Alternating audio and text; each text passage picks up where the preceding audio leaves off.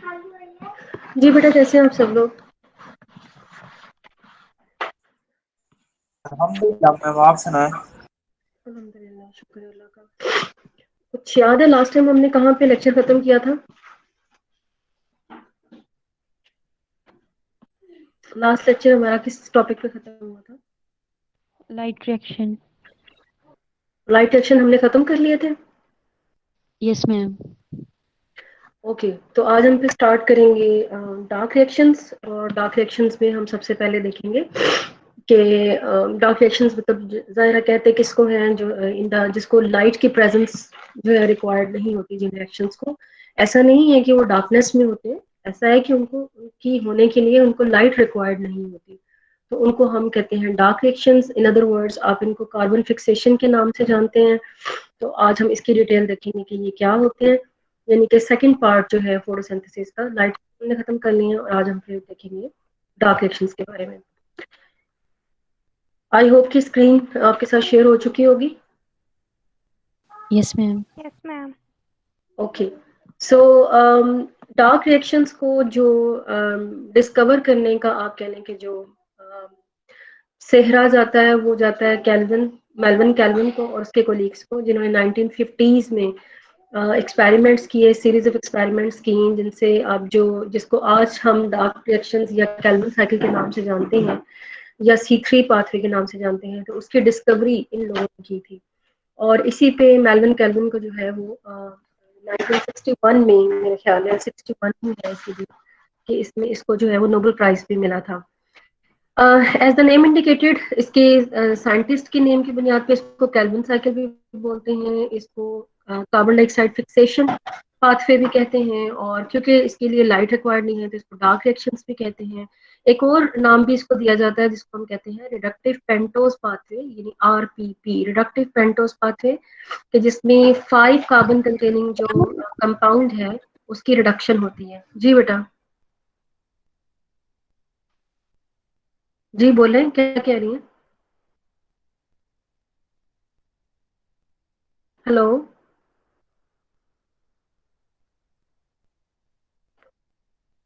Okay, सो जैसे मैंने आपको बताया कि कैल्विन बेंसन और उसके कोलीग्स ने इनको डिटरमिन किया, और इसके लिए जो एक्सपेरिमेंट उन्होंने परफॉर्म किया था वो था यूनिसेलुलर एल्गी क्लोरेला पे, जिसमें उन्होंने उसको रेडियो एक्टिव आइसोटोप्स जो थे कार्बन के, यानी कार्बन डाइऑक्साइड एक ऐसी थी जिसके अंदर जो कार्बन था उसका रेडियो एक्टिव आइसोटोप जो इस्तेमाल किया गया था, C6C14 वाला।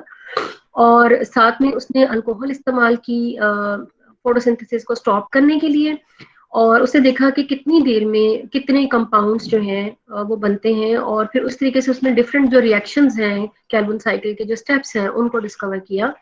और केमिकल नेचर जो है कंपाउंड की, उनको भी इसी इंटरवल में जो है वो मतलब डिफरेंट इंटरवल्स में लाइट की एक्सपोजर देने के बाद और ये केमिकल की सप्लाई देने के बाद, carbon dioxide radio active isotope वाली देने के बाद, उनको डिफरेंट टाइम्स में स्टॉप किया फोटोसिंथेसिस को, और फिर उन्हीं इंटरवल्स में देखा कि आया क्या प्रोडक्ट जो है वो हासिल हुआ। तो उस प्रोडक्ट को हासिल मतलब एंड प्रोडक्ट का पता जब चल गया और टाइम इंटरवल भी पता चल गया, तो फिर उसमें उन्होंने ये जानने की कोशिश की कि आया इसमें कौन सा रिएक्शन जो है वो टेक्स प्लेस हुआ है जिसकी वजह से ये वाला प्रोडक्ट जो है वो हमें रिसीव हुआ है। तो इसी की बुनियाद पे जो उसके स्टेप्स थे, उनमें जो प्रोडक्ट्स रिसीव हुए उनमें 1 to 2 seconds after the they give radioactive isotope carbon dioxide, जो सबसे पहले प्रोडक्ट उनको रिसीव हुआ 1 to 2 seconds के बाद उन्होंने स्टॉप किया, तो उनको जो पहला प्रोडक्ट हासिल हुआ दैट वाज PGA, जो कि 3 कार्बन कंटेनिंग कंपाउंड है, और इसी के नाम की बुनियाद पे, इसी की वजह से इस साइकिल को जो है वो C3 पाथवे भी कहते हैं। ठीक है, सो आफ्टर 30 seconds उनको C14 containing another compound was received, that was triose phosphate, तो था ही लेकिन उसके साथ फ्रुक्टोज 1,6 फॉस्फेट भी मिला, और ग्लूकोज फॉस्फेट भी उनको देखने में जो है वो आया। देन आफ्टर 30 minutes उन्होंने कुछ 6 कार्बन कंटेनिंग शुगर्स जो हैं वो देखी कि वो बनती हैं, जिनमें ग्लूकोज और सुक्रोज शामिल थी, और 60 मिनट्स के अंदर अंदर उन्होंने अमाइनो एसिड्स में भी उस रेडियोएक्टिव जो कार्बन है उसको देखा कि वो उसमें इंसर्ट हो चुकी थी, मतलब कि वो भी एंड प्रोडक्ट में शामिल है फोटोसिंथेसिस के। Then as I told you कि इसी पे इसकी डिस्कवरी पे ही मेल्विन कैल्विन को जो है वो नोबेल प्राइज भी 1961 में दिया गया। Overall, you can divide the C3 or the reductive pentose pathway or the dark reactions or carbon fixation into three steps. पहले स्टेप में होती है कार्बोक्सिलेशन या कार्बन डाइऑक्साइड की फिक्सेशन, जिसका एंड प्रोडक्ट आपको मिलता है 3 PGA यानी 3 फास्फोग्लिसरेट की फॉर्म में। 3 फास्फोग्लिसरेट की फर्दर जो है उसकी आगे आप कह लें कि से आगे बनने से लेकर अगला जो मरहला है वो रिडक्शन का है, जिसमें एटीपी और NADPH इस्तेमाल होते हैं, और इसमें 3 PGA जो है वो ग्लिसरल्डिहाइड 3 फॉस्फेट में कन्वर्ट होती है। यहाँ तक ग्लिसरल्डिहाइड 3 फॉस्फेट तक की जो फॉर्मेशन है, यहाँ तक के प्रोसेस को हम कहते हैं कि दिस इज रिडक्शन। और इसके बाद जितने भी स्टेप्स हैं कलवन साइकिल के, those are all involve and perform for the regeneration of the first reacting molecule of the Calvin cycle, जो कि है राइबोलोज 1,5 बिसफॉस्फेट, जो कि इन तमाम रिएक्शंस में, जिसको हम रीजनरेशन का प्रोसेस बोलते हैं, या third part of the Calvin cycle, that is regeneration of the राइबोलोज 1,5 bisphosphate. इसी की अब हम साइकिल को देख लेते हैं, ताकि ये जो बातें मैंने आपसे कही हैं इसको आप थोड़ा विजुअलाइज कर सकें कि वो किस तरीके से होता है। तो जो साइकिल मैं आपको दिखाने लगी उसको देख के घबराना बिल्कुल भी नहीं है, ठीक है। और आपने मैं हमेशा जो है ना वो ऐसी चीज देती हूँ जिसमें मैक्सिमम इंफॉर्मेशन जो है वो बच्चों को उनके लेवल तक अवेलेबल हो, ठीक है। आपने इसमें से क्या करना है कि स्ट्रक्चर्स को आपने इग्नोर कर देना है, स्ट्रक्चर्स आपने याद नहीं करने पेपर के पॉइंट ऑफ व्यू से। इसी साइकिल को अपने तौर पे आपने रीड्रॉ कर लेना है, और इसमें आप जो नाम लिखे हुए ना, जैसे कि अब मैं अगर आपको इसको दिखाऊं, तो ये सबसे पहला जो नाम लिखा हुआ है राइबोलोज 1,5 बिसफॉस्फेट है, जिसको मैंने आपको बताया कि जिसकी रीजनरेशन होती है, ठीक है। तो ये इसका फर्स्ट आप कह देंगे इसका रिएक्टेंट है। तो इसी से ये प्रोसेस जो है वो स्टार्ट हो रहा है। तो आप राइबोलोज 1,5 बिसफॉस्फेट को सिंपली लिख लें, ठीक है। उसके बाद आगे जो है रिएक्शन का ये साइन डाल के इसका एंजाइम लिख लें जो कि रुबिस्को है, और ऊपर क्या क्या चीजें इसमें ऐड हो रही हैं या इसमें से इवॉल्व हो रही हैं उनको लिख लें। देन उसका प्रोडक्ट 3 फास्फोग्लिसरेट लिख लें। मतलब स्ट्रक्चर्स को इग्नोर करके बाकी जितनी भी इंफॉर्मेशन है उसको रीराइट कर लें, और अपने तौर पे एक सिंपल साइकिल जो है वो बना लें। स्ट्रक्चर के साथ मैं आपको इसलिए समझा रही हूँ ताकि आपको एक्चुअली पता चले कि कहाँ पे क्या चेंज आ रही है, जिसकी वजह से कौन सा प्रोडक्ट जो है वो बन रहा है। क्या किसी का कोई क्वेश्चन है जो कि बार बार मुझे लग रहा है कि जैसे कोई हैंड रेस कर रहा है या कमेंट कर रहा है? जी मुझे बता दें, क्योंकि इसके बाद फिर मैंने इंटरप्शन नहीं चाहूंगी मैं कि आप उसको मुझे दरमियान में इंटरप्ट करें। मैम मतलब हमने स्ट्रक्चर में सिर्फ जस्ट इनके नेम वगैरह याद करने और उसी को हमें ड्रॉ कर लेना है। जी बेटा, मैंने यही कहा है कि आपने स्ट्रक्चर्स को इग्नोर करके बाकी जितनी भी इंफॉर्मेशन है उसको दोबारा से लिखकर तो इस साइकिल को ड्रॉ कर लेना इसी पैटर्न पे।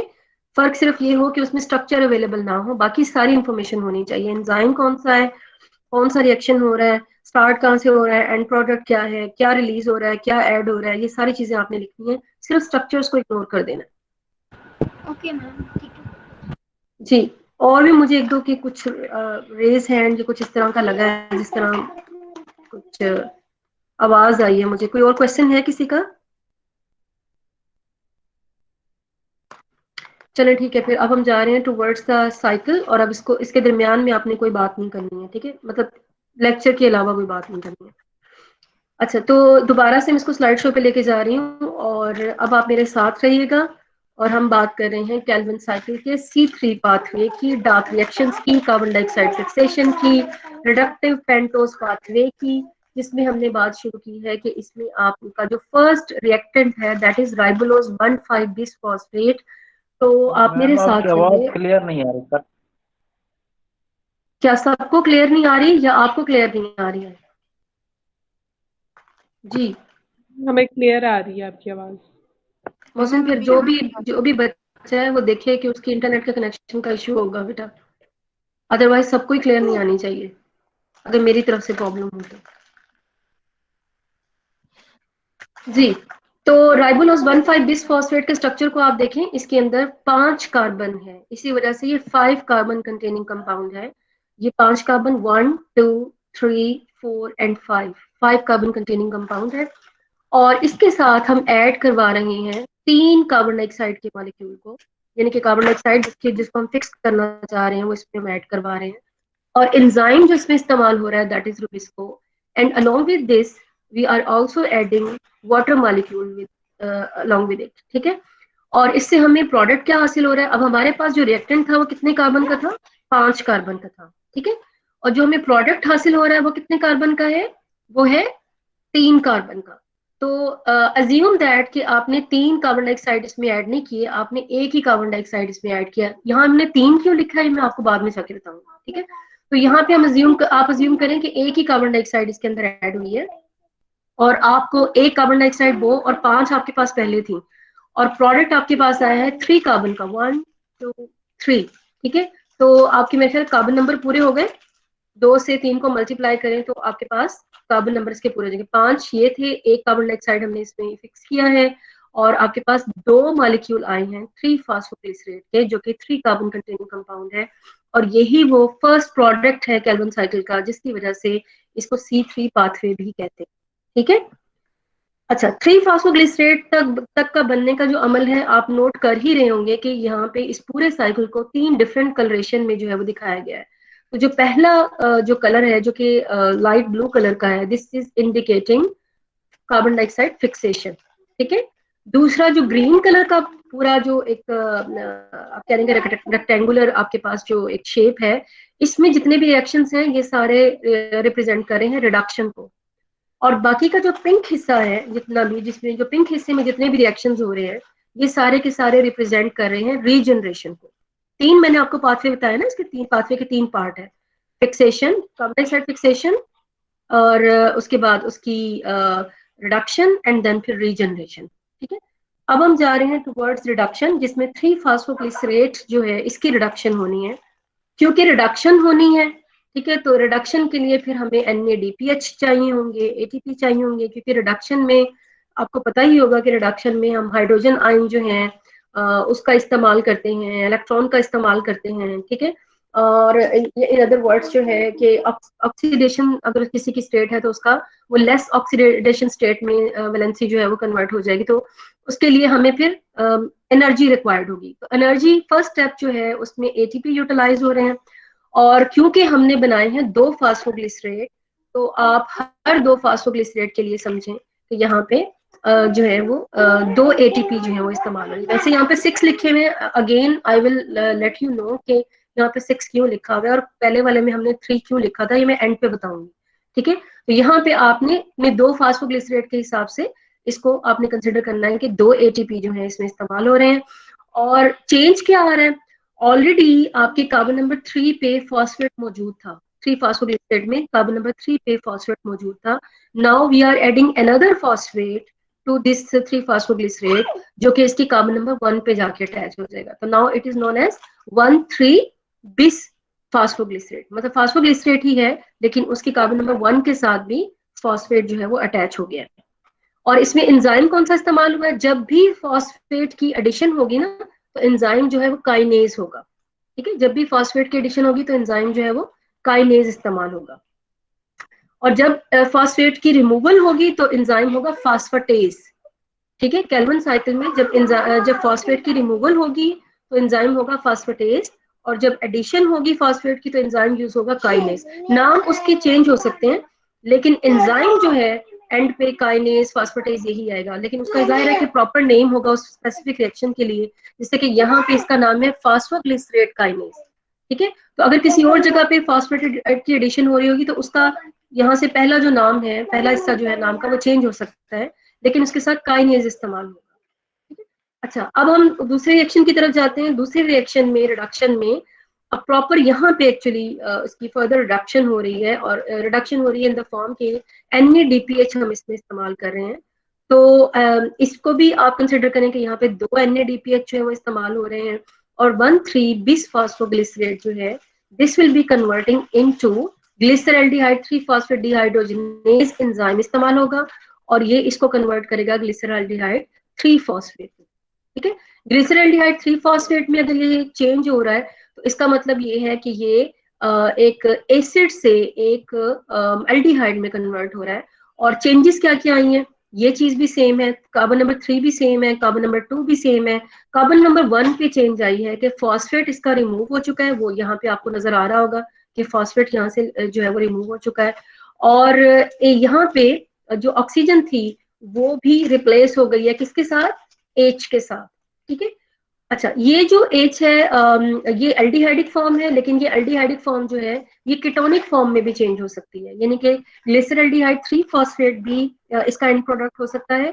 और this glyceraldehyde 3 phosphate can be converted into its isomeric form, जो कि है डाई हाइड्रोक्सी एसीटोन फॉस्फेट। और डाई हाइड्रोक्सी एसीटोन फॉस्फेट का स्ट्रक्चर देखें तो इसमें कार्बन नंबर सेम है, फॉस्फेट का नंबर सेम है, सिर्फ फर्क ये है कि ये एल्डिहाइडिक फॉर्म है, यानी कि COH है यहाँ पे लगा हुआ, और यहाँ पे वही उस रीशिफ्ट आप कह लें कि जो ऑक्सीजन है वो शिफ्ट हो जाएगी इनटू द कार्बन नंबर 2, और उसकी वजह से ये कीटोन में चेंज हो जाएगा। और एंजाइम जो इसके लिए इस्तेमाल होगा that will be isomerase enzyme.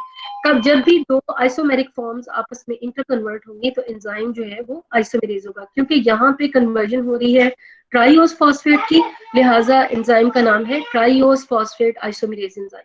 Otherwise जहां पे भी दो आइसोमेरिक फॉर्म आपस में इंटर कन्वर्ट होती हैं तो एंजाइम इस्तेमाल होता है आइसोमेरेज। तो यहां तक का जो स्टेप है, starting from glyceride 3 phosphoglycerate and and product glyceride 3 phosphate, यहाँ तक का जो मरहला है इसमें ATP इस्तेमाल हुए हैं और इसमें NADPH इस्तेमाल हुआ है, और आपके पास जो प्रोडक्ट आया है वो है ग्लिसरल्डिहाइड 3 फॉस्फेट। और अगर उसी को हम कंसिडर कर लें कि this can be converted into aldehyde and ketone, तो ग्लिसरल्डिहाइड 3 फॉस्फेट भी इसका प्रोडक्ट है और ड्राई हाइड्रोक्सी एसीटोन फॉस्फेट भी इसका एंड प्रोडक्ट है, क्योंकि ये आपस में इंटर कन्वर्टेबल है with the help of isomerase enzyme. यहाँ तक बेटा आपको बात क्लियर हो गई है? Yes ma'am. Yes, ma'am. Okay okay. अब यहाँ पर अगर आप नोट करें तो हमारे पास एक्चुअली दो मॉलिक्यूल्स हैं ट्राइओस फॉस्फेट के, ठीक है। उस ट्राइओस फॉस्फेट को आप कंसिडर कर लें कि वो मतलब आप इस चीज पे ना जाएं कि वो ग्लिसरल्डिहाइड की फॉर्म में है या वो कीटोन की फॉर्म में है। आप यूं समझ लें कि यहाँ पे हमारे पास पूल आ गया है। अगर हम कंसिडर कर रहे हैं कि एक मॉलिक्यूल इस्तेमाल हो रहा है राइबोलोज 1,5 बिसफॉस्फेट का, और उसमें एक कार्बन डाइऑक्साइड जो है वो इंसर्ट करवा रहे हैं, तो दो दो हमारे पास प्रोडक्ट आ रहे हैं, और इसी तरह हमारे पास अभी तक का जो एंड प्रोडक्ट है वो भी दो ही है, यानी कि ग्लिसरल्डिहाइड 3 फॉस्फेट के दो मॉलिक्यूल कंसिडर कर लें, या एक ग्लिसरल्डिहाइड एक डाइहाइड्रोक्सी एसीटोन फॉस्फेट कंसिडर कर लें, या दो डाइहाइड्रोक्सी एसीटोन फॉस्फेट कंसिडर कर लें, मतलब ट्राइओस फॉस्फेट के दो मॉलिक्यूल जो हैं आपका अभी तक जो प्रोडक्ट है वो कैल्विन साइकिल का आया है। नाउ इसी दोनों को ही हमने बार बार इस्तेमाल करना है, क्योंकि मैंने आपको बताया कि जो रेस्ट ऑफ द रिएक्शंस हैं वो सब के सब जो है वो regeneration of the first reactant of Calvin cycle के लिए इस्तेमाल होने। तो अब हमने देखना है कि इसकी रीजनरेशन कैसे होनी है।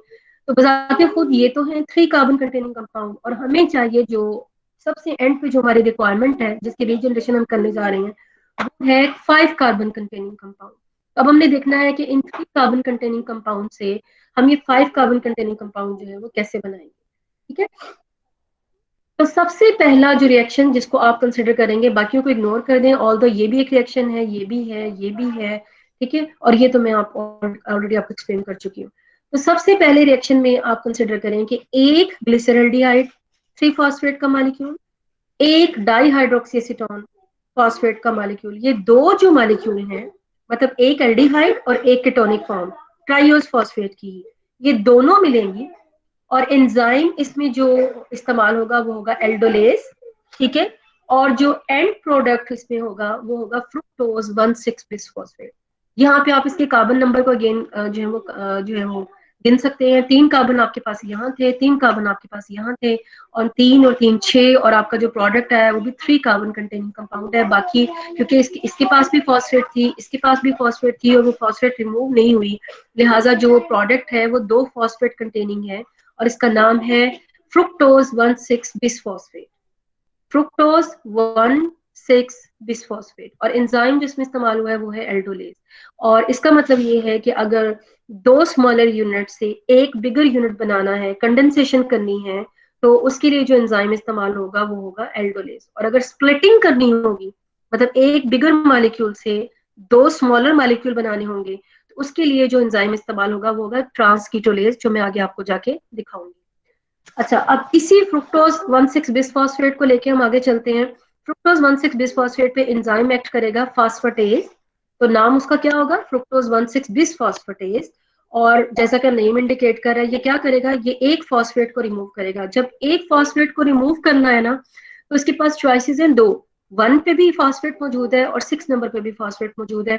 तो हमेशा ये 1 वाली फॉस्फेट को प्रेफर करेगा रिमूव करने को, 6 वाले को रहने देगा। तो this will be convert the 1,6 bis phosphate to fructose 6 phosphate. Simple ये चेंज आई है कि 1 नंबर कार्बन पे जो फॉस्फेट था वो फॉस्फेटेज एंजाइम की वजह से रिमूव हो गया।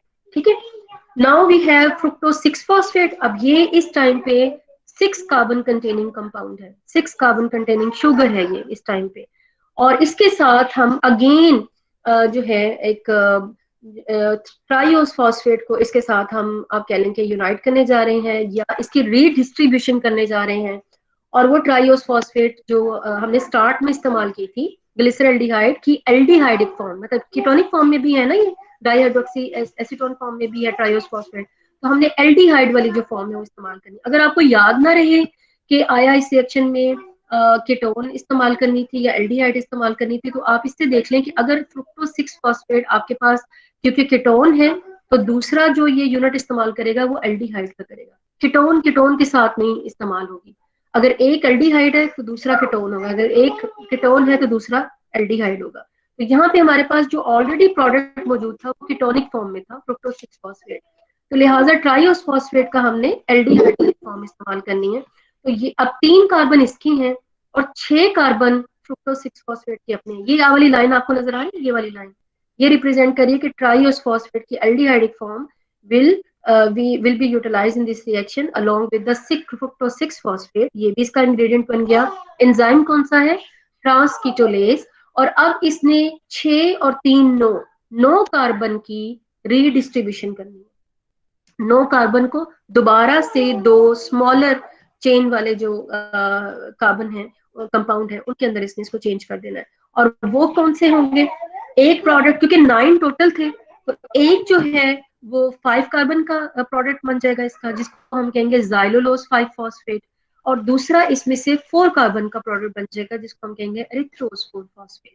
ठीक है, क्योंकि इसके पास भी फॉस्फेट था, इसके पास भी फॉस्फेट था, एक फॉस्फेट जो है वो ज़ाइलोज 5 फॉस्फेट के पास चला गया है और एक फॉस्फेट जो है वो एरिथ्रोज 4 फॉस्फेट के पास चला गया। एंजाइम कौन सा था, ट्रांसकीटोलेज एंजाइम।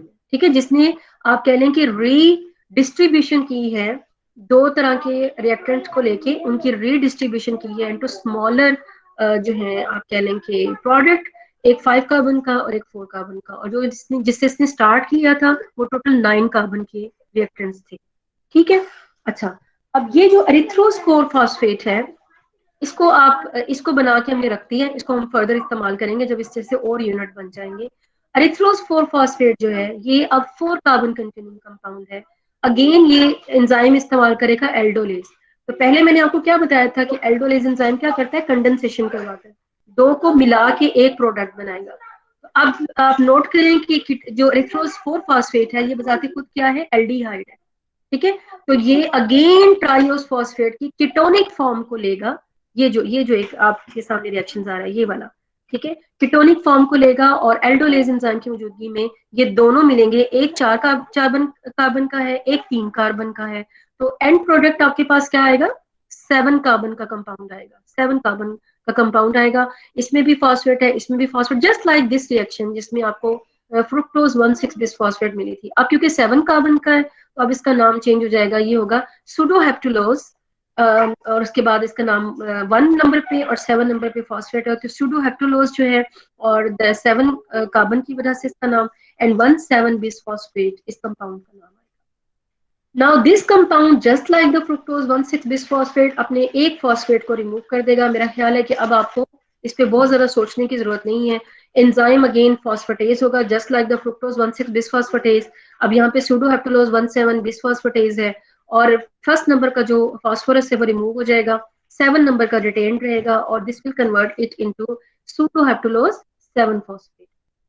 7 फॉस्फेट ने भी वही काम करना है जो कि फ्रुक्टोज 6 फॉस्फेट ने किया था, यानी कि इसने अगेन एक ट्राइओस फॉस्फेट को इस्तेमाल करना है और बजाते खुद क्योंकि इस टाइम ये कीटोनिक फॉर्म में है तो ये एल्डिहाइड को इस्तेमाल करेगा।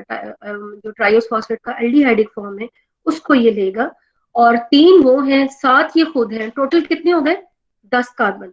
ठीक है, 7 इसके अपने पास हैं, 3 ये यहाँ से ले रहा है। एंजाइम कौन सा इस्तेमाल हो रहा है, ट्रांसकीटोलेज, यानी कि अगेन वही वाला एंजाइम जिसने 5 और 4 के 2 कंपाउंड बनाए थे, अब वही एंजाइम दोबारा इस्तेमाल हो रहा है। और इस टाइम इसके पास जो कार्बन नंबर जिसको इसने रीडिस्ट्रीब्यूट करना है वो 10 है, 7 सूडोएक्टिलेज के और 3 जो है वो ट्राइओसफॉस्फेट के।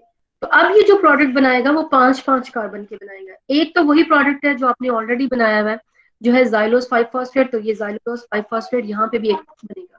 ठीक है, और एक ये बनाएगा राइबोस 5 फॉस्फेट। ठीक है, 5 ये 5 ये, तो कार्बन नंबर इसका सेटिस्फाइड हो गया। और दोनों के पास एक एक फॉस्फेट आ जाएगा, एक ट्राइओस फॉस्फेट का, एक सूडोएक्टिलोस फॉस्फेट का। अच्छा, अब हम देखेंगे कि इससे अब हमारे पास कुछ थोड़ी सी पिक्चर क्लियर हो गई है कि हमारे पास 5 कार्बन कंटेनिंग कंपाउंड जो है वो हमारे पास आ चुका है। इससे अब हमने रीजनरेट करना है क्या, हमने बनाना है राइबोलोज 1,5 बिसफॉस्फेट, राइबोलोज 1,5 बिसफॉस्फेट। अच्छा, अब अगर आप जाइलोलोज 5 फॉस्फेट को गौर से देखें तो इसको और इस वाले डायग्राम को, तो इनके आपस में स्ट्रक्चर को कंपेयर करें, इनमें कोई बहुत ज्यादा चेंजेस नहीं है।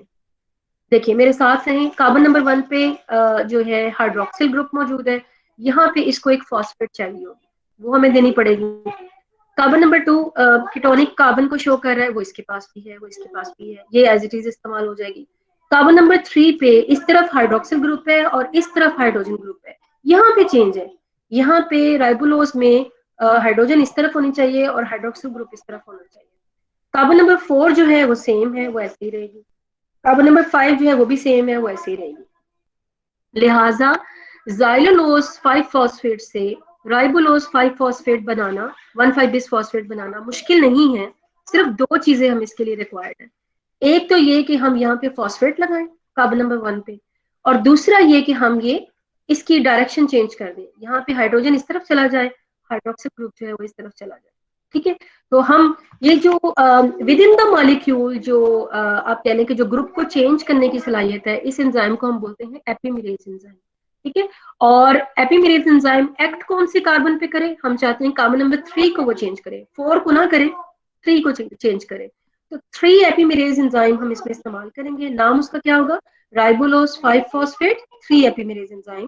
काम ये क्या करेगा कि कार्बन नंबर 3 पे रीपोजिशनिंग कर देगा हाइड्रोजन और हाइड्रोक्सिल की, और बिल्कुल उसको वैसे ही बना देगा जैसा हमें रिक्वायर्ड है राइबोलोज 1,5 बिसफॉस्फेट। अब ये जो प्रोडक्ट हमारे पास आया है after the activity of the 3 epimerase enzyme, now this is ribulose 5 phosphate. अब इसमें और राइबोलोज 1,5 बिसफॉस्फेट में सिर्फ एक ही जगह रह गई है जो कि चेंज है, और वो है एक फॉस्फेट की एडिशन। ठीक है, तो एक फॉस्फेट के एडिशन के लिए हम क्या करेंगे, हम एक एटीपी इसको दे देंगे, एंजाइम काइनेज दे देंगे, नाम है उसका फॉस्फो जो है जो फास्फो जो काइनेज है, और उसके बाद फास्फोराइबोलोज काइनेज जो है उसको एक 1 नंबर पर कार्बन के जो फॉस्फेट अटैच कर देगा, तो this राइबोलोज 5 phosphate will be converted into राइबोलोज bisphosphate. क्योंकि हमने जाइलोलोज 5 फॉस्फेट से ये प्रोडक्ट बनाया है, तो इसी तरीके से ये भी तो जाइलोलोज 5 फॉस्फेट ही था जो कि सबसे पहले बना था, इसको भी सेम ही एंजाइम दें, एपिमेरेज 3 एपिमेरेज एंजाइम, इसको राइबोलोज 5 फॉस्फेट में कन्वर्ट कराएं, इसको भी एक एटीपी खर्च करवाएं और राइबोलोज 1,5 बिसफॉस्फेट में कन्वर्ट करवाएं। इस तरीके से इन 2 जाइलोलोज का काम खत्म हो गया है कि इन्होंने रीजनरेट कर दी हैं 2 मॉलिक्यूल राइबोलोज 1,5 बिसफॉस्फेट के। ठीक है, अब रह गया हमारे पास राइबोज 5 फॉस्फेट। राइबोज 5 फॉस्फेट और राइबोलोज 1,5 बिसफॉस्फेट में काफी सारी चेंजेस रिक्वायर्ड हैं। पहली चेंज तो यही रिक्वायर्ड है कि ये एल्डिहाइड है, इसको कीटोन में कन्वर्ट करना। बाकी की चेंजेस जो हैं वो फिर उसके बाद हम उसको देखेंगे, जो कि फिर मेरे ख्याल है सिर्फ एक ही रह जाएगी, and that is the addition of phosphate. ठीक है, तो राइबोज को हमने कन्वर्ट करना है राइबोलोज 5 फॉस्फेट, यानी कि इसको एल्डिहाइड फॉर्म को हमने कीटोनिक फॉर्म में कन्वर्ट करना है। मेरे ख्याल है अब आंखें बंद करके आप मुझे बता सकते हैं कि यहाँ पे एंजाइम जो है वो आइसोमेरेज एंजाइम इस्तेमाल होगा, क्योंकि राइबोज और राइबोलोज जो है एक दूसरे की आइसोमेरिक फॉर्म है, एक एल्डिहाइड फॉर्म है और दूसरी इसकी कीटोनिक फॉर्म है। ठीक है, तो नाम उसका क्या आएगा, ribulose 5 phosphate isomerase enzyme, this will convert the ribose 5 phosphate to ribulose 5 phosphate. और बाकी हमारी जो आप कह लें कि जो एंड प्रोडक्ट हासिल करने के लिए जो रिएक्शन है दैट इज सिंपल, कि इसको एक जो है काइनेज एंजाइम दें, साथ में एक एटीपी दें, तो this will also be converted into राइबोलोज 1,5 bisphosphate. यहाँ तक आपको कोई कंफ्यूजन है, कोई क्वेश्चन है तो आप मुझसे पूछ सकते हैं। हाँ जी।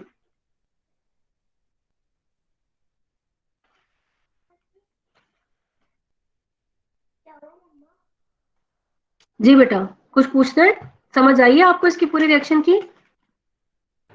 Yes ma'am. Yes ma'am.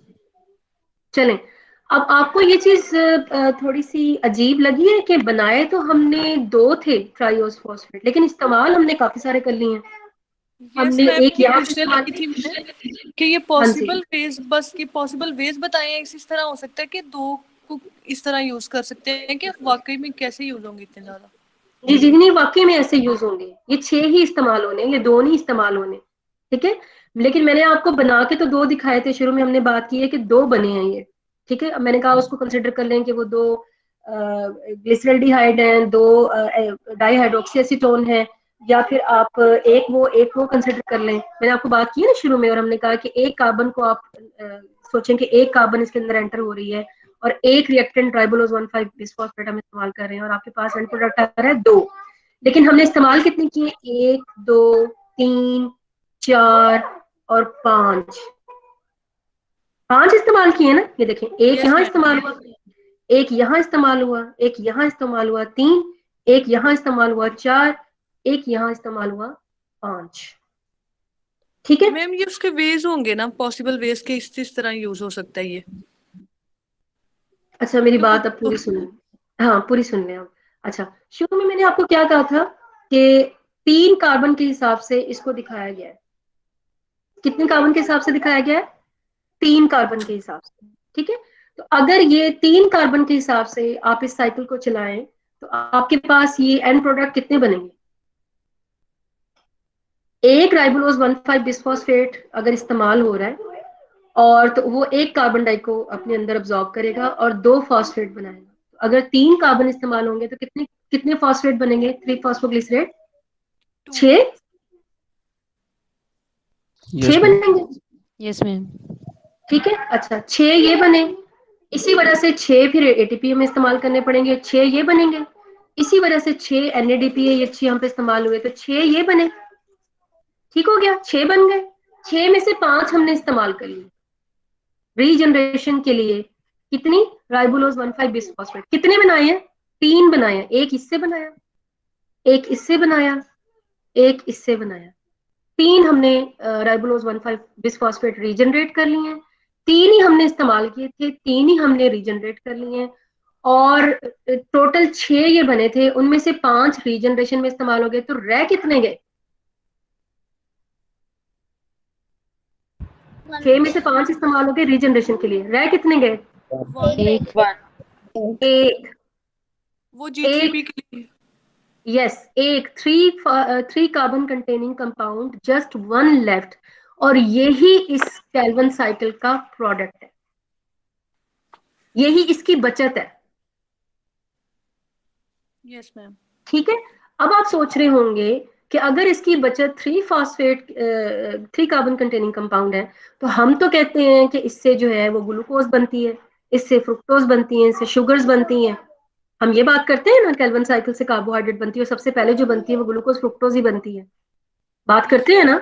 तो यस मैम। ग्लूकोज के अंदर तो 6 कार्बन होते हैं, और हमें तो 3 कार्बन डाइऑक्साइड डाली हैं, तो एक अभी हमारे पास ट्राइओस फॉस्फेट बनी। इसका मतलब ये है कि अगर हम चाहते हैं कि एक ग्लूकोज का मॉलिक्यूल बने, तो हमें ये साइकिल कितनी दफा चलाना पड़ेगा? 6 अभी टाइम्स। हमने अभी हमने 3 कार्बन के साथ इसको चलाया है, फिर हमें कितने कार्बन के साथ चलाना पड़ेगा? 6 कार्बन डाइऑक्साइड के साथ चलाना पड़ेगा, यस मैम। ठीक है। बात समझ में आ रही है कि मैम 6 ये तो जितने समझ में आ गई। कार्बन आपको रिक्वायर्ड है, उतने ही कार्बन डाइऑक्साइड के साथ इस साइकिल को रन करना पड़ेगा। ये अपने एंजाइम को रीयूटिलाइज करता रहेगा, अपने रिएक्टेंट को रीजनरेट करता करता रहेगा, मतलब अपनी मशीनरी को इस्तेमाल भी करेगा, रीजनरेट भी करेगा, नुकसान नहीं होने देगा कोई भी। और आपके पास जितने कार्बन डाइऑक्साइड आप इस्तेमाल करेंगे, तो अगर आप चाहते हैं कि आपका प्रोडक्ट 6 कार्बन पे मुश्तमिल हो, तो आपको 6 दफा इस साइकिल को रन करना पड़ेगा, तो you will get 1 6 carbon containing glucose और फ्रुक्टोज और शुगर। ठीक हो गया? Yes ma'am. यस, तो ये था Calvin cycle, C3 pathway, pentose reductase pathway, dark reactions etcetera. कोई कंफ्यूजन, कोई क्वेश्चन है तो आप बता दें। मैम ये जो 1 लेफ्ट हुआ है मैम, एक बार दोबारा बता दें वो कहाँ लेफ्ट है? इसके साथ बेटा आप लिखो, ये कितने कार्बन डाइऑक्साइड शो हो रहे हैं? 3। एक राइबोलोज 1,5 बिसफॉस्फेट एक कार्बन डाइऑक्साइड को इस्तेमाल करेगा, तो ये कितने हम इस्तेमाल कर रहे हैं? अगर ये 3 इस्तेमाल कर रहे हैं तो ये कितने इस्तेमाल कर रहे हैं? ये भी 3 ही इस्तेमाल करेंगे। तो ये मेरा कर्सर जो है ना, ये भी 3 इस्तेमाल करेंगे। ठीक है, 3 के साथ रिएक्ट कर रहा है, तो आपके पास ये प्रोडक्ट कितने आ रहे हैं? 6। इसी वजह से ये 6 ATP, फिर ये भी कितने बनेंगे? 6, और ये भी कितने बने हैं? ये भी टोटल 6 ही बने हैं। ठीक है, 6 में से 1 2 3 4 और ये 5, ये हमने इस्तेमाल कर लिए।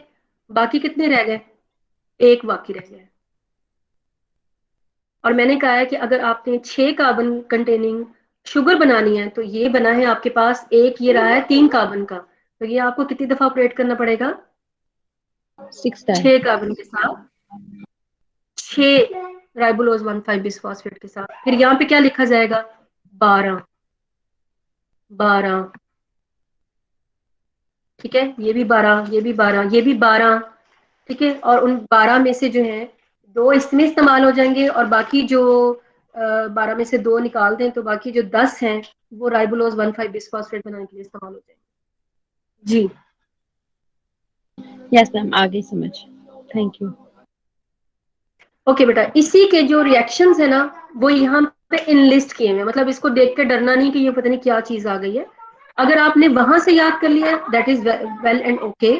बट अगर आप ये ना अलग से, मतलब कि ये वाला एंजाइम कहाँ पे इस्तेमाल हो रहा है, ये एंजाइम काइनेज कहाँ पे इस्तेमाल हो रहा है, डिहाइड्रोजनेज कहाँ पे इस्तेमाल हो रहा है, आइसोमेरेज ये वाला कहाँ पे इस्तेमाल हो रहा है, ये आप ये समझे कि एंजाइम्स को इनलिस्ट कर दिया है उनके रिएक्शंस के साथ। ठीक है, तो मुझे खुद को पसंद आई थी ये बात कि आपको पता हो सेपरेटली कि कौन सा एंजाइम जो है वो किस रिएक्शन को जो है वो कैटालाइज कर रहा है। तो अगर आप इसको इग्नोर करना चाहें आप कर सकते हैं, क्योंकि आपका मेन फोकस जो है ना वो ये होना चाहिए कि आपको हर तरह से आपको पता होना चाहिए। स्ट्रक्चर्स को मैंने कहा इग्नोर कर दें, बाकी सारी चीजें आपको पता होनी चाहिए। कितने ऐड हो रहे हैं, कितने रिमूव हो रहे हैं, कहाँ इस्तेमाल हो रहे हैं, नाम क्या है, एंजाइम कौन सा है, एटीपी यूटिलाइज कर रहा है कि नहीं, एनएडीपीएच कर रहा है कि नहीं, वाटर कर रहा है कि नहीं, कार्बन डाइऑक्साइड कर रहा है कि नहीं, फॉस्फेट रिमूव हो रहा है या ऐड हो रहा है, ये बातें आपको पता होनी चाहिए। ठीक हो गया? तो ये था बेटा जो है C3 पाथवे, और ये इसकी डिस्क्रिप्शन है कार्बोक्सिलेशन के स्टेप्स की, ये रिडक्शन के स्टेप्स की जो मैंने अभी आपको समझाए हैं, और ये है रीजनरेशन के स्टेप्स जो मैंने अभी आपको सारे अभी बताए हैं, और एंड प्रोडक्ट इसका बताया राइबोलोज 1,5 बिसफॉस्फेट। ठीक है, और फाइनल प्रोडक्ट इससे क्या बनता है? वो फाइनल प्रोडक्ट मैंने आपको बताया है कि 2 जो मालिक्यूल हैं 3PGAL के वो इस्तेमाल होंगे, और आपके पास एक जो ग्लूकोज का मालिक्यूल है वो इस्तेमाल होगा। तो इसका मतलब ये है कि आपको 6 दफा इस साइकिल को रन करना पड़ेगा to get 1 6 carbon containing glucose और कार्बोहाइड्रेट। नेक्स्ट, इसके और क्या प्रोडक्ट हो सकते हैं? तो जो वेरी इनिशियल प्रोडक्ट है वो तो बेटा कार्बोहाइड्रेट ही होंगे। ठीक है, तो उसके बाद वो कार्बोहाइड्रेट नंबर ऑफ प्लेसेस पे, नंबर ऑफ कंपाउंड्स में इस्तेमाल हो सकते हैं फर्दर, तो उनको भी फिर हम कंसिडर करते हैं कि वो C3 पाथवे के या केल्विन साइकिल के ही प्रोडक्ट हैं। जैसा कि ग्लूकोज है, फ्रुक्टोज है, ये तो डायरेक्ट भी बन रहे हैं ना, फिर इन्हीं से स्टार्च बनेगी, सुक्रोज बनेंगे, सेलुलोज बनेंगे, लिपिड्स बनेंगे। लिपिड्स के अंदर आपको पता है फैटी एसिड चेन के साथ जो एक्स्ट्रा जो कार्बोहाइड्रेट्स लगे होते हैं, प्रोटीन्स के अंदर ये इस्तेमाल होंगे, इनकी साइड चेन के तौर पे न्यूक्लियोटाइड्स पे इस्तेमाल हो रहे हैं, आपको पता है उसमें भी शुगर इस्तेमाल हो रही है। तो ये तमाम जो लिए हैं, ये मैंने तनवीर अहमद मलिक की बुक से इसका रेफरेंस लिया है, जिसमें मैंने नीचे लिख दिया है। तो ये इसके प्रोडक्ट को आपसे अगर पूछा जाए कि फोटोसिंथेसिस के प्रोडक्ट क्या हैं, तो आप उनमें से कुछ के नाम ये इस तरह बता सकते हैं। इसके बाद जो है अब आपको मैं ये बता दूं कि जो C3 पाथवे है ये कोई एक ही पाथवे आप कह लें कि मेन पाथवे तो यही है कार्बन डाइऑक्साइड की फिक्सेशन का, लेकिन हर प्लांट में सिर्फ C3 पाथवे ही ऑपरेट नहीं होता। C3 पाथवे ऑपरेट हर प्लांट में होगा, लेकिन अकेला C3 पाथवे ऑपरेट नहीं होता, बल्कि C3 के अलावा भी कुछ पाथवेज हैं जो कि इसको असिस्ट कर सकते हैं कार्बन डाइऑक्साइड की फिक्सेशन में, according to the environmental conditions, according to the you can say the temperature, light intensity, जो भी उसके माहौल में जिसमें वो ग्रो कर रहा है, उसकी नेटिव प्लेस में, तो उसकी कंडीशन के हिसाब से उसमें वेरिएशन आ सकती है। ज्यादातर प्लांट जो हैं वो तो C3 पाथवे को ही अकेला ही उनके लिए इनफ है कार्बोहाइड्रेट को प्रोड्यूस करने के लिए, मतलब उनको किसी असिस्टेंस की जरूरत नहीं है। लेकिन कुछ प्लांट्स क्या, काफी सारे प्लांट्स ऐसे भी हैं कि जो C3 पाथवे के साथ कुछ और पाथवेज को भी अपने साथ चलाते हैं, ताकि वो C3 पाथवे से एफिशिएंटली कार्बोहाइड्रेट्स को बनवा सके, ठीक है, या वो C3 पाथवे को आप कह रहे हैं कि फर्दर रेनफोर्स करते हैं कि उसके साथ मिलके तो कार्बोहाइड्रेट के प्रोडक्शन को बढ़ा सकें, या उस एनवायरनमेंट में जिसमें वो क्रिटिकल एनवायरनमेंट में रह रहे हैं, उस एनवायरनमेंट में रह के वो अच्छे से अपना काम कर सके, ठीक है। तो इसके लिए C3 पाथवे तो उनमें रहेगा, ऐसा नहीं है कि प्लांट, कोई भी प्लांट जो है वो C3 पाथवे के बगैर चलेगा। जब भी कार्बोहाइड्रेट की प्रोडक्शन होनी है वो C3 पाथवे से ही होनी है, लेकिन उसके अलावा अगर कोई पाथवे उनमें ऑपरेट हो सकता है तो वो कौन कौन से हैं? उनमें हमारे पास आ जाता है C4 पाथवे, कैम पाथवे, और इसके अलावा प्लांट्स में C2 पाथवे भी ऑपरेट होता है। ऑल्दो C2 पाथवे को कोई पॉजिटिव पाथवे कंसिडर नहीं किया जाता, बल्कि एक नेगेटिव पाथवे के तौर पे लिया जाता है, मतलब कि इसका नुकसान ज्यादा है, इसका फायदा कम है। लेकिन जो ऊपर वाले दो हैं C4 एंड कैम, ये दोनों ही प्लांट को ओवरऑल फायदा पहुंचाते हैं, ठीक है। तो कार्बन डाइऑक्साइड की सिमुलेशन के लिए जो पाथवे C3 को असिस्ट करेंगे या उसके साथ एक्सेसरी पाथवे के तौर पर इस्तेमाल होंगे, वो हो सकते हैं C4, cam pathway and C2 pathway, ठीक है। अच्छा, अब हम जा रहे हैं, सबसे पहले हम देखेंगे कैम पाथवे। अच्छा, जिस तरह का पाथवे जिस प्लांट में ऑपरेट होगा ना, उसको हम वही नाम दे देंगे। अगर किसी प्लांट में सिर्फ C3 पाथवे चलेगा तो हम उसको बोलेंगे C3 प्लांट्स। अगर किसी प्लांट में C3 पाथवे तो चल ही रहा होगा, लेकिन उसके साथ C4 पाथवे चलाने की भी उसमें सलाहियत है, तो उसको हम बोलेंगे C4 प्लांट्स। अगर कोई प्लांट ऐसा है जिसमें कैम पाथवे रन होता है C3 के साथ, तो उसको हम कहेंगे कैम प्लांट्स। लेकिन C2 पाथवे वाले प्लांट्स को हम C2 प्लांट्स नहीं बोलेंगे, क्योंकि ये भी एक जर्नल मैकेनिज्म है जो कुछ प्लांट्स में पाया जाता है, और इसका काम मैंने आपको बताया ना कि ये पॉजिटिव काम नहीं है, इसका काम मेनली कार्बोहाइड्रेट या कार्बन डाइऑक्साइड की फिक्सेशन करवाना नहीं है। या आप यूं समझ लें कि ये कुछ जब ऐसे हालात होते हैं कि प्लांट किसी स्ट्रेस में होता है, जो कि आगे हम जाकर डिस्कस भी करेंगे कि C2 पाथवे कब चलता है, उसमें ये साथ में चलता है। लेकिन इस जिसमें ये रन होगा उसको आप C2 प्लांट्स नहीं कहेंगे। बात समझ में आ गई यहाँ तक? मैम C4 पाथवे अकेला नहीं आ सकता C3 के बगैर? नहीं नहीं, जो भी प्लांट आप कंसिडर कर रहे हैं कि वो फोटोसिंथेसिस कर रहा है, तो वो C3 पाथवे के जरिए ही फोटोसिंथेसिस कर रहा है। ये बेटा ऐसे ही है जैसे, क्या बताऊं, आपने खाना खाना है, ठीक है, आप खाना खाने के लिए सिंपल एक हांडी बना लेते हो, ठीक है, तो खाना खाने के लिए एक हांडी तो आपने बनानी ही है, बट आप कहें जी ये तो मैं बना रही हूँ, साथ में मैं मीठा भी बना लूं, ठीक है, तो अब दूसरा बंदा कि नहीं मुझे तो मीठा पसंद नहीं है, मैं कोई और नमकीन डिश भी साथ में बना लूं। तो अपनी अपनी उस चीज को अपनी सेटिस्फेक्शन के लिए, अपनी आपके घर में मेहमान आ रहे हैं, या आपके घर में अफराद ज्यादा हैं, या किसी का टेस्ट चेंज है, तो आप अपनी कंडीशन के हिसाब से अपनी जो मेन्यू है उसको चेंज करते हैं।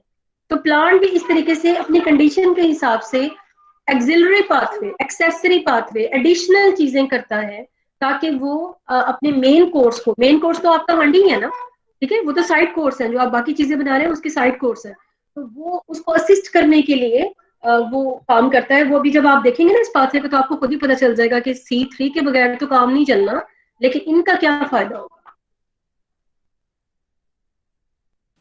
Okay ma'am. जी, मैम यहाँ समझ आ गई?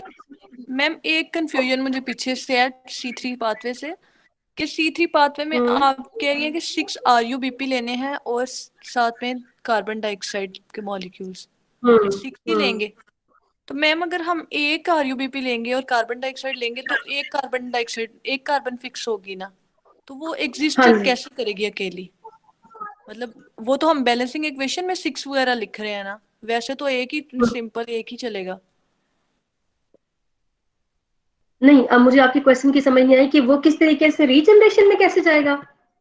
यस मैम, 6 RUBP बाइंड किए 6 कार्बन डाइऑक्साइड के साथ, और वो 3 ठीक है। PG 2 मॉलिक्यूल्स बना दिए। लेकिन अगर हम उनको कहें कि बाद में ये जो 2 हैं, इनमें से एक जो है ये एक कार्बन फिक्स होगा, एक कार्बन जो है वो एक ग्लूकोज के लिए बन गया है। 6 टर्न्स है ना, तो फर्स्ट अच्छा। टर्न कंप्लीट है, तो वो फर्स्ट टर्न वाली प्रोडक्ट हाँ। कहाँ पे रहेगी उतनी देर, और कैसे स्टेबल रहेगी? फर्स्ट प्रोडक्ट के को रखने के लिए प्लांट में बहुत, क्लोरोप्लास्ट में बहुत स्पेस है, वो उसको इस्तेमाल करती रहेगी। जाहिर है उसके पूल में कुछ ना कुछ चीजें तो मौजूद होंगी। ऐसा नहीं होता कि जैसे फैक्ट्री होती है बेटा, फैक्ट्री में रॉ मटेरियल पड़ा हुआ होता है, ठीक है।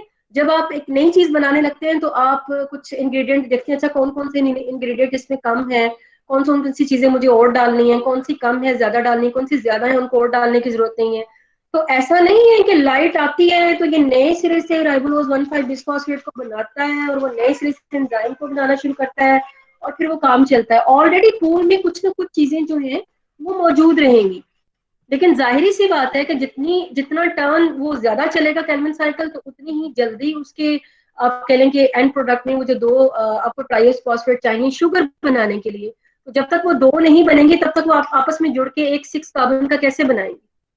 तो उसको स्टोर करने के आप फिक्र ना करें, वो कई जगहों पे मल्टीपल जगह हैं जहाँ पे इसकी स्टोरेज भी हो सकती है, और इसकी यूटिलाइजेशन जरूरी नहीं है कि वो फौरन ही ग्लूकोज बनाने के लिए चल पड़े, वो एज इट इज किसी और जगह पे भी इस्तेमाल हो सकती है, ट्राइयोस फॉस्फेट।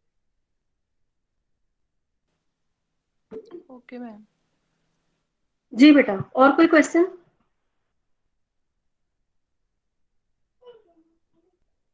जब आप एक दफा क्लास से एग्जिट कर जाते हैं तो क्या फिर आपको जब दोबारा ज्वाइन करना पड़ता है तो भी आपको परमिशन लेनी पड़ती है?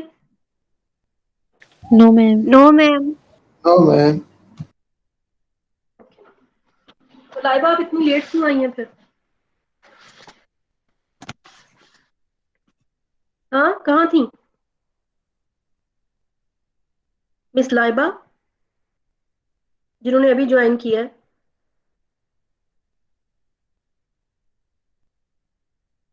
अब नहीं बोलिएगा, अब कुछ भी नहीं बोलना। चलिए ठीक है, अब हम बात कर रहे हैं C4 पाथवे की, और जिन जिन प्लांट्स में C4 पाथवे ऑपरेट होता है उनको हम कहते हैं कि वो जो प्लांट है वो C4 प्लांट्स हैं, ठीक है। अच्छा, C4 पाथवे जैसा कि नेम इंडिकेट कर रहा है, इसके ना 2 नाम है। एक तो C4 पाथवे हम इसको बोलते हैं, इसको C4 पाथवे क्यों बोलते हैं, ये बिल्कुल उसी तरीके से जिस तरह हम C3 पाथवे बोलते हैं, क्योंकि उसमें जो पहला स्टेबल प्रोडक्ट बना था वो 3 कार्बन का था, इसलिए उसको C3 पाथवे बोलते थे। इसमें जो पहला स्टेबल प्रोडक्ट बनेगा वो 4 कार्बन पे मुश्तमिल होगा, इसलिए हम इसको C4 पाथवे बोलते हैं। और जिन्होंने इसको डिस्कवर किया था, हैट्सलैक ने, उनके नाम पे इसको हैट्सलैक पाथवे भी कहा जाता है, ठीक है। तो हैट्सलैक पाथवे, C4 पाथवे एक ही बात है। तो इसकी होता कैसा है, तो इन ऐसे तमाम प्लांट्स जिनके जो लीव्स में क्रांस एनाटॉमी पाई जाती है, क्रांस एनाटॉमी पाई जाती है, उसको हम कहते हैं कि उन प्लांट्स में C4 पाथवे जो है वो ऑपरेट होता है। अब क्रांस एनाटॉमी क्या चीज है? क्रांस एनाटॉमी में अगर आपको एक नॉर्मल प्लांट की अगर आपको याद है कि एक नॉर्मल प्लांट का जो लीफ होता है उसके अंदर जो टिश्यूज हैं वो किस तरीके से अरेंज होते हैं, तो अगर आपको याद है तो आपको पता ही होगा कि सबसे उसकी जो आउटर बाउंड्री है वो होती है एपिडर्मिस की। उससे पहले अगर आप कंसिडर कर लें कि क्यूटिकल है तो उसको हम इग्नोर कर रहे हैं, तो एपिडर्मिस होती है, और एपिडर्मिस के बाद उसमें पैलिसाइड के लेयर के सेल्स होते हैं, फिर उसमें स्पॉन्जी पेरेन्काइमा होती है, उसके अंदर एम्बेडेड जो है वो वास्कुलर टिश्यूज होती हैं जिनमें जाइलम फ्लोएम आ जाता है। उन वास्कुलर टिश्यूज के इर्द गिर्द बंडल शीट सेल्स पाए जाते हैं जो कि प्रोटेक्शन के लिए वहाँ मौजूद होते हैं, 1 to 2 लेयर्स हो सकते हैं। और उसकी lower, majority of the cases में लोअर एपिडर्मिस में स्टोमेटा पाए जाते हैं, ठीक है। तो ये सारी एनाटॉमी है एक नॉर्मल लीफ की, जिसको हम C3 लीफ भी कह सकते हैं, यानी एक नॉर्मल लीफ प्लांट जो है उसकी ये एनाटॉमी होती है। अच्छा, जो क्रांस एनाटॉमी वाला लीफ है ना, उसकी एनाटॉमी इस नॉर्मल एनाटॉमी से कैसे डिफरेंट होगी कि ये जो हिस्सा है ना, ये जिसको हम कह रहे हैं कि जो अंदर वाला टिश्यू है जिसको हम mesophyll tissue on the whole कहते हैं, और इसको हम फर्दर डिवाइड कर सकते हैं into 2 layers, palisade layer and spongy parenchyma. ऊपर वाली जो कि कॉम्पैक्टली अरेंज होती है इसको हम पैलिसाइड बोलते हैं, नीचे वाली जो है जिसमें पोर्स ज्यादा होते हैं, स्पेसेस ज्यादा होती हैं, उनको हम स्पॉन्जी पेरेन्काइमा बोलते हैं, और कलेक्टिवली हम इसको बोलते हैं मेसोफिल टिश्यू। तो ये जो मेसोफिल टिश्यू है ये C3 प्लांट के लीफ में ये दोनों जो लेयर्स हैं, ये दोनों जो हिस्से हैं मेसोफिल टिश्यू के, ये आप आसानी से इसको क्लियरली इनकी जो डिफरेंशिएशन है उसको देख सकते हैं। लेकिन जो क्रान्स एनाटॉमी वाले लीव्स होंगे उनके अंदर पैलिसाइड लेयर और जो स्पॉन्जी पेरेन्काइमा की जो लेयर होती है ये इस तरीके से मिक्स हुई होती है और इसके सेल्स बिल्कुल एक जैसे ही हो जाते हैं कि हमें पता नहीं चलता कि कौन से जो है वो पैलिसाइड लेयर है और कौन से जो है वो स्पॉन्जी पेरेन्काइमा। तो you can not differentiate the mesophyll tissue of Kranz anatomy containing leaves into palisade layer and spongy parenchyma because there is no differentiation in their shape and in their location में तो might भी थोड़ा बहुत हो, लेकिन shape में जब change नहीं है तो हाउ यू कैन डिफरेंशिएट कि ये पैलिसाइड लेयर का है या ये स्पॉन्जी पेरेन्काइमा का है।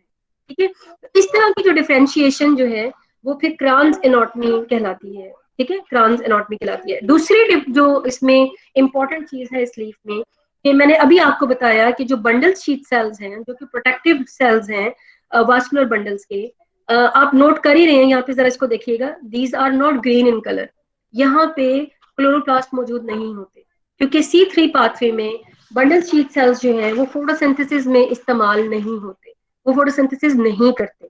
ठीक है, तो लिहाजा उनको क्लोरोप्लास्ट की भी जरूरत नहीं है। लेकिन जो क्रान्स एनाटॉमी वाले लीव्स होंगे उनके बंडल शीट सेल्स में भी आपको क्लोरोप्लास्ट मिलेंगे क्योंकि क्रान्स एनाटॉमी में C4 पाथवे जो है वो ऑपरेट हो रहा होता है और C4 पाथवे को ना सिर्फ मेसोफिल टिश्यू चाहिए होते हैं अपने पाथवे को कंप्लीट करने के लिए, बल्कि साथ में उसको बंडल शीट सेल्स भी चाहिए होते हैं, और फोटोसिंथेसिस का कॉन्सेप्ट क्लोरोप्लास्ट के बगैर तो कंप्लीट नहीं होता। लिहाजा बंडल शीट सेल्स में भी क्लोरोप्लास्ट आपको मिलेंगे और मेसोफिल टिश्यू में भी आपको क्लोरोप्लास्ट मिलेंगे। ठीक है, क्रान्स एनाटॉमी की और एक नॉर्मल लीफ की या C3 और C4 की लीफ की एनाटॉमी की समझ आ गई आपको? Yes ma'am. Yes, ठीक ma'am. है, दो डिफरेंस मैंने आपको बताया, mesophyll tissue can not be differentiated into palisade layer and spongy parenchyma and bundle sheath cells contain chloroplast. अच्छा, अब इसी से इसके पाथवे को मैं आपको बाद में बताऊंगी, पहले मैं आपको इसका साइकिल समझा देती हूँ। तो ये वही सेल्स आप कंसिडर कर लें, एक आपके पास है ये मेसोफिल का सेल है और ऊपर जो है शो किया गया, और नीचे जो सेल है this is bundle sheath sales. ठीक है, नीचे वाला सेल कौन सा है? बंडल शीट सेल्स है। ऊपर वाला सेल जो है वो मेसोफिल का सेल है। तो इसका मतलब ये है कि C4 पाथवे ने अगर ऑपरेट होना है तो उसको दोनों सेल्स में, आप देख ही रहे हैं कि दोनों सेल्स इन्वॉल्व हैं इस पाथवे में। ये पाथवे स्टार्ट कैसे होता है कि जो कार्बन डाइऑक्साइड एटमॉस्फेयर से स्टोमेटा के जरिए एंटर होती है वो बजाय राइबोलोज 1,5 बिसफॉस्फेट के साथ रिएक्ट कर, अभी हमने पढ़ा ना केल्विन साइकिल में राइबोलोज 1,5 बिसफॉस्फेट के साथ वो रिएक्ट करती है और 3 फास्फोग्लिसरेट बनाती है। यहाँ पे ऐसा नहीं होता, यहाँ पे कार्बन डाइऑक्साइड जो एटमॉस्फेयर से आ रही है वो सबसे पहले कार्बोनिक एनहाइड्रेज एंजाइम को इस्तेमाल करके HCO3 में कन्वर्ट होगी। This HCO3 will be utilized by a phosphoenol pyruvate, PEP जिसके नाम से आप जानते हैं, PEP इसको इस्तेमाल करेगा in the presence of PEP carboxylase enzyme। और PEP carboxylase enzyme करवा कार्बोक्सिलेशन ही रहा है, लेकिन वो कार्बन डाइऑक्साइड को डायरेक्टली इस्तेमाल नहीं कर रहा बल्कि HCO3 आयनिक फॉर्म में जो है वो इसको इस्तेमाल कर रहा है। ठीक है, उसके बाद PEP कार्बोक्सिलेज एंजाइम PEP को इसको इस्तेमाल करते हुए, ये आप देखें ये 3 कार्बन का कंपाउंड है PEP, और जो बन रहा है वो 4 कार्बन कंटेनिंग कंपाउंड है जो कि है ऑक्सैलोएसीटेट। ठीक है, वो कौन सा है? ऑक्सैलोएसीटेट, जो कि 4 कार्बन का है। ये जो 4 कार्बन का कंपाउंड है oxaloacetate, this will converted into malate in the presence of malate dehydrogenase enzyme. जब भी डीहाइड्रोजिनेज एंजाइम का जिक्र आ जाए ना तो या तो वो NADPH या NADH को इस्तेमाल कर रहा होगा या उसको बना रहा होगा, दोनों काम ये करता है। ठीक है, मतलब या तो बनाने में इस्तेमाल हो रहा होगा तो या ये खर्च करने में इस्तेमाल हो रहा होगा। तो यहाँ पे एंजाइम है मैलेट डीहाइड्रोजिनेज एंजाइम जो कि NADPH को इस्तेमाल कर रहा है और NADP में कन्वर्ट कर देगा, यानी कि इसने NADPH को खर्च कर लिया है, इसकी रिडक्टिव फेज से इसको ऑक्सीडाइज्ड फॉर्म में कन्वर्ट कर दिया है। और उससे हमें मिला क्या है कि ऑक्सैलोएसिटिक एसिड जो है, now this will be converted into malate, और मैलेट वो चीज है जिसको प्लांट स्टोर कर सकता है बाद में आने वाले वक्त के इस्तेमाल के लिए। ठीक है, अब यही मैलेट जो है ये मेसोफिल सेल से मूव कर जाएगी into the bundle sheath sales, और वहां पे जाके ये इस्तेमाल होगी जो है आप कह लें कि मैलिक एंजाइम के जरिए, ये this will be converted into pyruvate. और पायरुवेट आप देखेंगे 3 कार्बन पे मुश्तमिल कंपाउंड, और मैलेट कितने का था, 4 कार्बन का था। इसका मतलब है कि 1 कार्बन इसने रिलीज करनी है इस रिएक्शन के दौरान, और एंजाइम है मैलिक एंजाइम, और इस दौरान में वो एक NADPH बना रहा है। ठीक है, तो मैलिक एंजाइम इसका एक और नाम है, मैलिक एंजाइम का नाम जो है वो अल्टरनेटिव नेम भी है, जो कि डिहाइड्रोजनेज के एंजाइम के नाम से वो जरूर होंगे, लेकिन यहाँ पे मैलिक एंजाइम को आप यूं कंसिडर करें इट्स अ कॉम्प्लेक्स एंजाइम, जिसका ये यहाँ पे नाम आपने मैलिक एंजाइम के तौर पे ही इस्तेमाल करना है। ठीक है, तो यहाँ पे NADPH बन रहा है, और साथ में हमें क्या हासिल हो रहा है, एक कार्बन डाइऑक्साइड हासिल हो रहा है, और साथ में रिलीज क्या हो रहा है, पायरुवेट। ये वो कार्बन डाइऑक्साइड है जो कि बंडल शीथ सेल में रिलीज हो रही है, जो कि मैलेट की वजह से रिलीज हो रही है, और ये कार्बन डाइऑक्साइड कैल्विन साइकिल में राइबोलोज 1,5 बिस्फॉस्फेट के साथ रिएक्ट करेगी, और कैल्विन साइकिल ऑपरेट होगा in the bundle sheath sales. इससे आपको 2 बातें पता चली हैं, एक तो ये कि जो कार्बन डाइऑक्साइड डायरेक्टली एनवायरनमेंट से आ रही है वो बंडल शीथ सेल्स में नहीं जा रही, वो मेसोफिल सेल्स में जा रही है। ठीक है, नंबर 2 कि जो कैल्विन साइकिल है, अगर C3 पाथवे है, मैंने बताया कि उसके तो बंडल शीथ सेल में क्लोरोप्लास्ट होते ही नहीं। ठीक है, और कैल्विन साइकिल तो ऑपरेट होता है क्लोरोप्लास्ट के स्ट्रोमा में ऑपरेट होता है ये तो क्लोरोप्लास्ट अगर वहां पे है ही नहीं, तो मेसोफिल सेल्स में कैल्विन साइकिल ऑपरेट होता है इन द C3 पाथवे में जो कैल्विन साइकिल है वो ऑपरेट होता है इन द मेसोफिल सेल्स, और जो C4 पाथवे है इसमें कैल्विन साइकिल ऑपरेट होगा। C3 पाथवे ऑपरेट तो होना ही है, लेकिन मेसोफिल सेल में ऑपरेट नहीं हो रहा, ये ऑपरेट हो रहा है into the bundle sheath sales. ठीक है, अच्छा अब हम ये तो यहाँ तक तो बाकी की स्टोरी सेम है, यानी कैल्विन साइकिल का वो सेम प्रोसेस जो है वो सारा चलेगा, शुगर बनेंगी, अमीनो एसिड बनेंगे, प्रोटीन बनेंगे, एटसेट्रा एटसेट्रा, वो सारा काम होगा।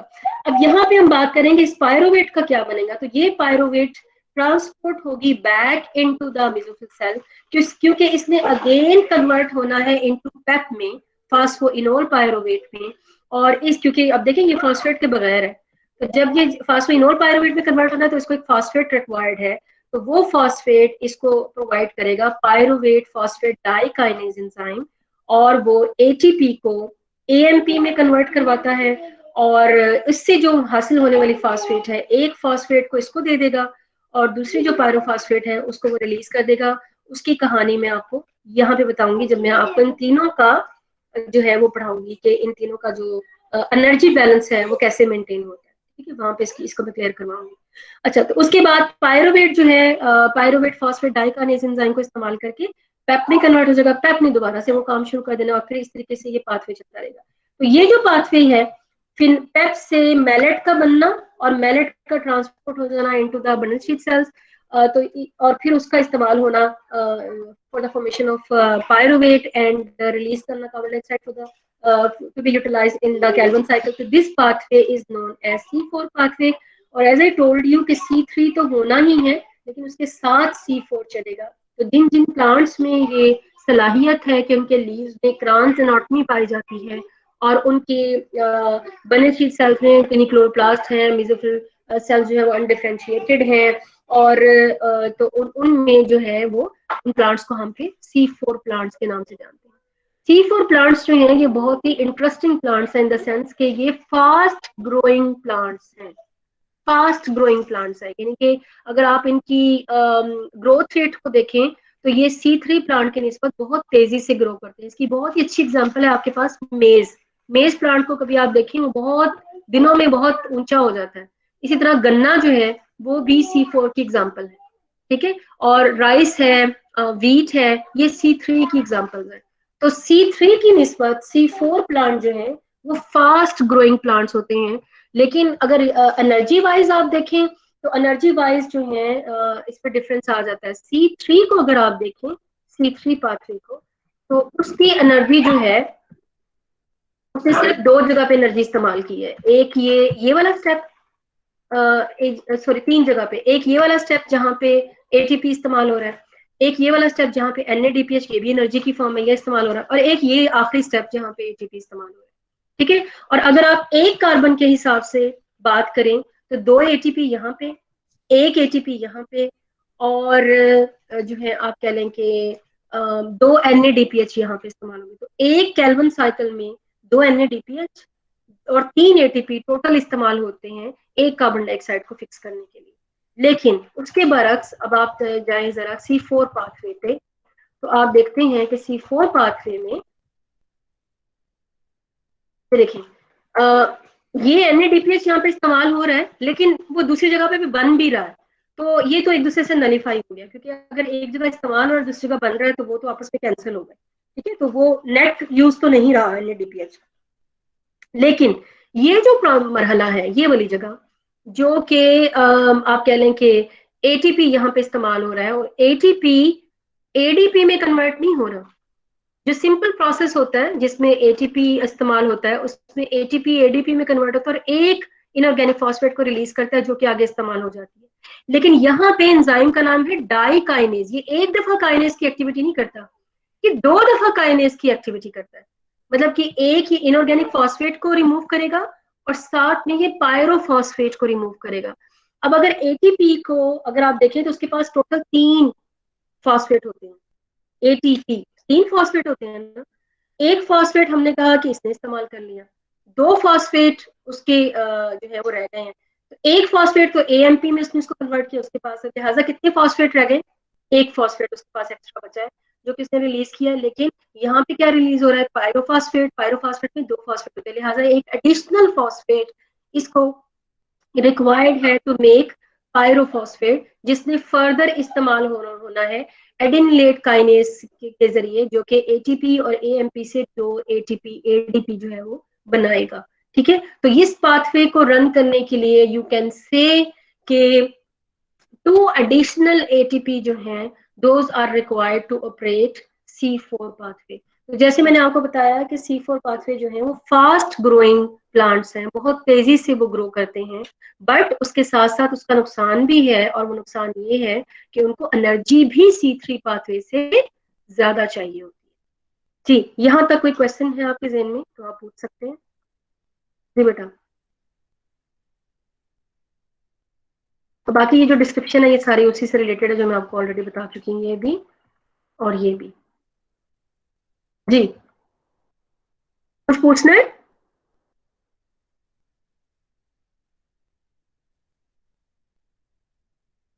हेलो मैम कोई क्वेश्चन नहीं है। कोई क्वेश्चन नहीं है?